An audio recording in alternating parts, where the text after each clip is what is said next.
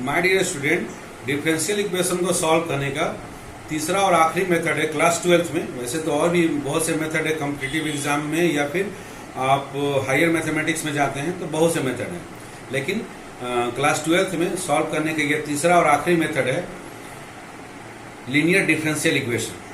तो आज के वीडियो में हम लोग देखेंगे कि लीनियर डिफरेंशियल इक्वेशन कहते किसको हैं और सॉल्व करेंगे कैसे। कोई भी आपका डिफरेंशियल इक्वेशन का सवाल है तो सबसे पहले उसको मेथड ऑफ वेरिएबल सेपरेबल पर चेक करेंगे। यदि वेरिएबल अलग हो जाए और इंटीग्रेट हो जाए तो बेस्ट है, सवाल वहां बन जाएगा।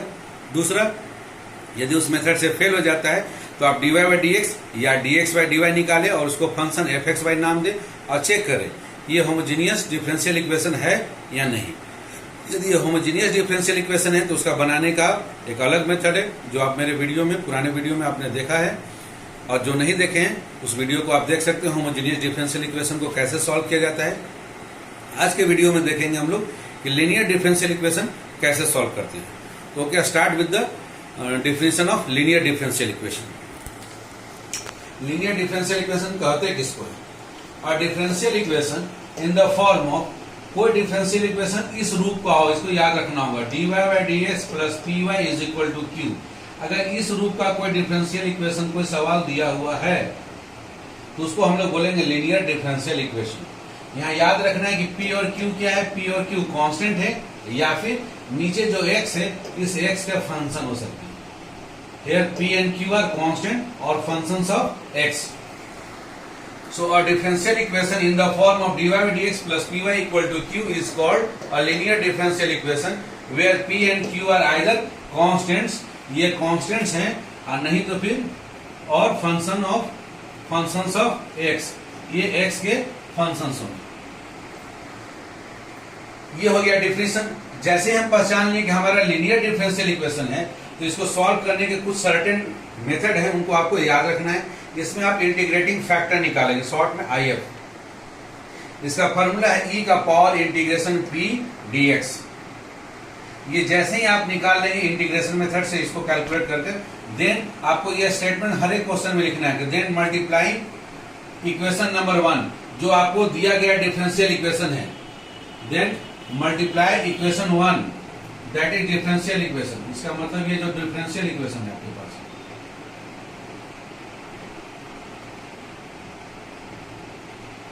जो आपका डिफरेंशियल इक्वेशन दिया है उसी को हम लोग इक्वेशन नंबर 1 माने, उसमें हम लोग इंटीग्रेटिंग फैक्टर से मल्टीप्लाई करेंगे। इसमें केवल डायरेक्ट स्टेटमेंट लिख देना है, देन मल्टीप्लाई इक्वेशन नंबर 1 या that is differential equation by integrating factor and integrate on both side, और दोनों तरफ इंटीग्रेट कर दे। इतना लिखने के बाद आपके पास स्टेटमेंट आ जाएगा वी गेट, आपके पास ये रिजल्ट आ जाएगा। इसको डायरेक्ट आपको इस्तेमाल करना है। रिजल्ट ये आएगा कि y into integrating factor left hand side में हो जाएगा। ऐसे क्वेश्चन का solution y into integrating factor left hand side में, इसको कुछ भी करने की जरूरत नहीं है, इसका पूरा का सोल्यूशन हो गया y into integrating factor is equal to, केवल राइट हैंड साइड में q में आप इंटीग्रेटिंग फैक्टर को मल्टीप्लाई करेंगे और उस पूरे रिजल्ट को, प्रोडक्ट को इंटीग्रेट करेंगे। आइए हम लोग एक सवाल बनाते हैं, एक्सरसाइज 9.6। पूरा ये एक्सरसाइज 9.6 लीनियर डिफरेंशियल इक्वेशन पर बेस्ड है। इसका क्वेश्चन नंबर 6 बनाते हैं। यहाँ लिखा हुआ है x dy by D X plus 2y is equal to X square log x। यहाँ जो x मल्टीप्लाई है तो हम लोग x से लेफ्ट हैंड साइड में भी डिवाइड करते हैं, राइट हैंड साइड में भी डिवाइड करते हैं। जब इसमें डिवाइड कर दिए तो x कैंसिल हो गया, dy by D X plus 2 में डिवाइड किया तो 2x into Y is equal to X square में x से डिवाइड किया, x कैंसिल हो गया, बच गया x इंटू लॉग x। तो dy by D X plus 2x into Y is equal to x लॉग x इज, अब ये क्या हो गया, is a linear differential equation का रूप का हो गया। Is a linear differential equation of the form, इसका फॉर्म क्या हो गया, यहाँ देखिए dy by D X plus ये p बन गया, P Y is equal to q। यहाँ p भी x का फंक्शन है और q भी x का फंक्शन है, वेयर p इक्वल टू हो गया 2x एंड q हो गया x log x। तो आप देख सकते हैं या तो ये दोनों कांस्टेंट रहेंगे या x के फंक्शंस रहेंगे। चलिए, हमने पहचान लिया कि ये दिया गया क्वेश्चन हमारा लीनियर डिफरेंशियल इक्वेशन है। तो लीनियर डिफरेंशियल इक्वेशन को सॉल्व करने का जो मेथड है उस मेथड से सॉल्व करें। मेथड बोलता है integrating factor is equal to e का पावर इंटीग्रेशन p dx करेंगे। e का पावर इंटीग्रेशन p की जगह वैल्यू रखिए 2x dx, 2 को इंटीग्रेशन से बाहर कर दे तो e का पावर 2 बाहर कर दी, dx बाई x, इसको log x बोलते हैं। ये 2 x का पावर में चला जाएगा, तो e का power log x square to the base e। यदि ये दोनों जगह पर e रहेगा तो ये log कैंसिल हो जाता है, log एलिमिनेट कर जाता है। इसका वैल्यू केवल जो यहाँ पर दिया गया वैल्यू अलजेब्रा है, जो भी फंक्शन दिया है वही आंसर हो जाता है। इसलिए इसका इंटीग्रेशन, इसका जो इंटीग्रेटिंग फैक्टर है वो हो जाएगा एक्स स्क्वायर, बशर्ते कि ये दोनों सेम होने चाहिए। लॉग का जो बेस और जिसका ये पावर है दोनों सेम होने चाहिए। तो अब आ गया आपका एक्स स्क्वायर वैल्यू आ गया। अब इस एक्स स्क्वायर को क्या करेंगे, मल्टीप्लाई कर देंगे। जो हमारा जो लीनियर डिफरेंशियल इक्वेशन नंबर 1 जो है, इसमें हम लोग मल्टीप्लाई कर देंगे। Multiplying equation 1 by integrating factor.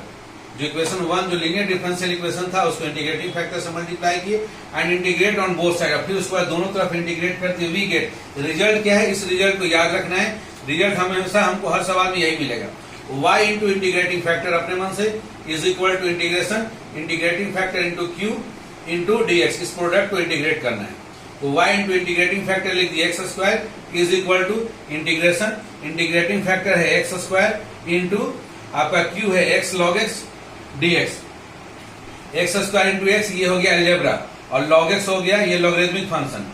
तो अब यहाँ पर हम लोग इंटीग्रेशन बाय पार्ट्स, इंटीग्रेशन का एक मेथड है, और जिनको अगर इंटीग्रेशन बाय पार्ट्स में डाउट है तो वो मेरे पुराना जो वीडियो है इंटीग्रेशन बाय पार्ट्स का, उसमें देख सकते हैं कि इस तरह के फंक्शन को हम लोग कैसे इंटीग्रेट कर सकते हैं। ओके, तो आप इंटीग्रेशन बाय पार्ट्स के वीडियो में इसके बारे में डिटेल जान सकते हैं। यहाँ फिलहाल आप यही जानेंगे कि ये log x एक लॉगरिथमिक फंक्शन है और एक्स क्यू एक अलजेब्रिक फंक्शन है, और आइलेट के मेथड में log ऊपर आता है तो इसको हम लोग मान लेंगे u और दूसरे वाले फंक्शन को मानेंगे v। अब u इंटू वी dx का इंटीग्रेशन हो बाय पार्ट्स का तो रूल है u वाले फंक्शन को छोड़ दीजिए, log x को छोड़ दिए, इंटू जो बचा हुआ v फंक्शन उसको इंटीग्रेट कर दीजिए into integration x Q dx minus जिस फंक्शन को छोड़े थे उसको डिफरेंशिएट कीजिए इंटू जिसको इंटीग्रेट किए थे उसको फिर से लिखिए इंटू एक्स क्यू dx। इस दोनों के प्रोडक्ट को एक बार और इंटीग्रेट कर दिए। इस मेथड का नाम है इंटीग्रेशन बाय पार्ट्स। डिटेल के लिए आप मेरे पुराने वीडियो देख सकते हैं। अब आइए, आप क्या आ गया, एक्स क्यू का इंटीग्रेशन हो गया एक्स का power 4 divided by 4 minus log x का differentiation 1 by x into x का पावर 4 डिवाइडेड बाय 4 इंटीग्रेशन हो गया एक्स क्यू dx का। अब दोनों का प्रोडक्ट यहाँ एक्स एक्स कैंसिल कीजिएगा, ये एक्स क्यू आ जाएगा, 4 को बाहर कर दिए, आपका रिजल्ट हो गया एक्स का power 4 divided by 4 into log x minus यहाँ 1 बाय 4 कॉन्स्टेंट इसलिए आउट इंटू बच गया एक्स क्यू का इंटीग्रेशन एक्स का पावर 4 डिवाइडेड बाय 4। जैसे इंटीग्रेशन कंप्लीट हुआ एक आर्बिट्ररी कांस्टेंट लिखना जरूरी है, अगर आप नहीं लिखते हैं तो नंबर आपका काटा जा सकता है। और अभी अगर सिंप्लीफिकेशन पॉसिबल है तो आपको सिंप्लीफाई भी करना है, यही आंसर आपको नहीं छोड़ना है। यहाँ सिंप्लीफिकेशन करने का मतलब इसको और सिंपल बना के लिखा जा सकता है, तो आप जरूर सिंप्लीफाई करेंगे। तो लेफ्ट हैंड साइड में आ गया एक्स स्क्वायर वाई। अब आप इन दोनों में से आप एक्स का पावर 4 डिवाइडेड बाय 4 को कॉमन ले लें। पहला में बच गया log x माइनस दूसरे में बच गया 1 बाय 4। अब इन दोनों का एलसीएम ले लें, y इज इक्वल टू, अब इस एक्स स्क्वायर से डिवाइड भी कर देंगे, इधर दोनों तरफ एक्स स्क्वायर से डिवाइड कर दे तो इधर बच गया y is equal to X का पावर 4 में एक्स स्क्वायर से डिवाइड किया तो बच गया x square by 4 into 4 LCM ले ली तो 4 log x minus 1 divided by 4 plus, क्योंकि पूरे में आपने लेफ्ट हैंड साइड में भी डिवाइड किया एक्स स्क्वायर से और राइट हैंड साइड में भी, तो c में भी एक्स स्क्वायर से डिवाइड होगा तो c divided by x square. या आप कर सकते हैं कि एक्स स्क्वायर प्रोडक्ट में था तो उसको दूसरे साइड में डिवाइड कर दिए, तो यहां से ये कैंसिल हो गया। अब फाइनल आपका आंसर हो गया एक्स स्क्वायर 4 इंटू 4 नीचे हो गया 16, ब्रैकेट में आ गया 4 log x minus 1 plus c into x का पावर ऊपर चला गया तो पॉजिटिव था तो वो निगेटिव बन गया। ये आपका फाइनल आंसर हो गया। y का आंसर इन टर्म्स ऑफ ए, ये सिंपल आंसर है। ये इस क्वेश्चन का क्वेश्चन नंबर 6 का एक्सरसाइज 9.6 का आपका आंसर होगा। तो इस तरह से आप लीनियर डिफरेंशियल इक्वेशन को सॉल्व कर सकते हैं। 98% क्वेश्चन आपके जो भी आएंगे वो इस फॉर्म के रहेंगे, dy by dx plus py equal to q।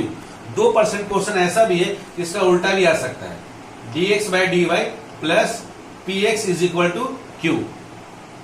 यहाँ जस्ट इसका उल्टा हो गया, dx by dy plus px is equal to q। तब यहाँ p और q क्या होगा, यहाँ p और q कांस्टेंट रहेगा और वो फंक्शन, नहीं तो फिर फंक्शन किसका होगा, इस बार चूंकि y नीचे आ गया है तो फंक्शन ऑफ y रहेगा।